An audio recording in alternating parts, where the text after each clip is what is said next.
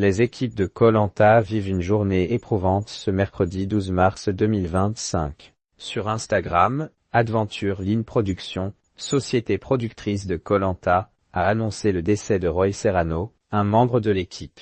Denis Brogniart a réagi avec émotion en lui rendant hommage. La nouvelle saison de Koh-Lanta démarre sur les chapeaux de roue avec déjà des tensions entre les candidats. L'épisode diffusé ce mardi 11 mars 2025 a été marqué par un premier abandon et des règlements de compte au sein des équipes.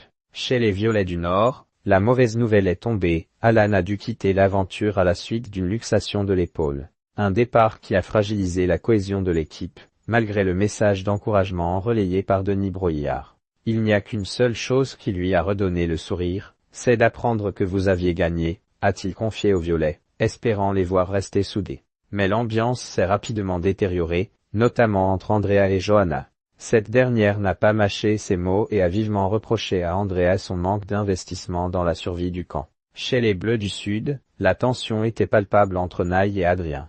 Cette ambiance risque de peser sur la dynamique de l'équipe pour les prochains épisodes. Koh-Lanta en deuil, disparition d'un membre de l'équipe et alors que Christian a été fraîchement éliminé, un drame frappe la grande famille de Koh-Lanta.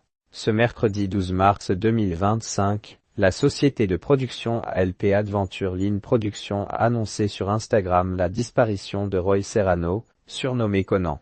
Ce collaborateur philippin est décédé des suites d'une maladie. ALP a tenu à lui rendre hommage en partageant une photo de lui accompagnée d'un message de condoléances à sa famille et ses proches. Roy était un de nos proches collaborateurs philippins. Nous présentons nos plus sincères condoléances à sa famille, ses proches et amis. Repose en paix, Conan. Très touché par cette disparition, Denis Brogniart a également exprimé sa tristesse en relayant le message d'ALP sur Instagram. Il a tenu à saluer la mémoire de son collègue. Roy Serrano, maillon essentiel de notre équipe Koh-Lanta aux Philippines, nous a quittés.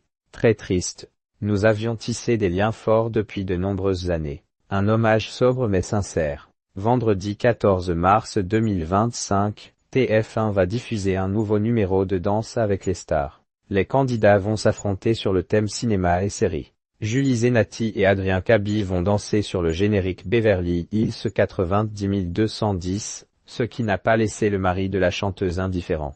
Après une courte pause, les participants de la saison 14 de Danse avec les stars sont de retour en studio pour préparer le prochain prime, qui aura pour thème cinéma et séries. Cette semaine, les prestations s'annoncent spectaculaires, avec notamment un paso doble de Florent Manodou et Elsa Bois sur Mission Impossible ou encore Charlotte de Turckheim rendant hommage au film Les Tuches. Lenny et Jordan Mouirak tenteront d'émouvoir avec une rumba sur l'hymne à l'amour, tandis que Ginge et un Van Damme se lanceront dans une danse contemporaine inspirée de The Greatest Showman. De son côté, FJ incarnera Sandy de Greaz, et Franck Leboeuf, accompagné de Candice Pascal, plongera dans l'univers de la Casa de Papel. Quant à Julie Zenati et Adrien Cabi, ils se sont attaqués à un tango sur le générique culte de Beverly Hills 90210 comme on peut le voir dans un extrait diffusé sur TF1+ ce mercredi 12 mars 2025. Une répétition placée sous le signe de la nostalgie pour la chanteuse et son mari Benjamin Bellecourt, qui a assisté à la séance et partagé un souvenir de jeunesse. On regardait ça quand on était gamin.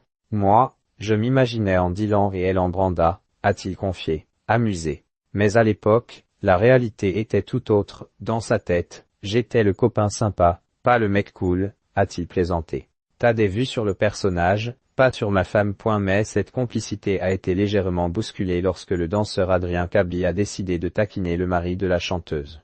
Dans cette mise en scène, je suis un peu toi, a-t-il lancé, insinuant qu'il jouait le prétendant du personnage incarné par Julie Zenati. Une remarque qui n'a pas manqué de faire réagir Benjamin Bellecourt. Avec humour, mais fermeté, il a immédiatement recadré le danseur. Tu te détends, t'as des vues sur le personnage, pas sur ma femme.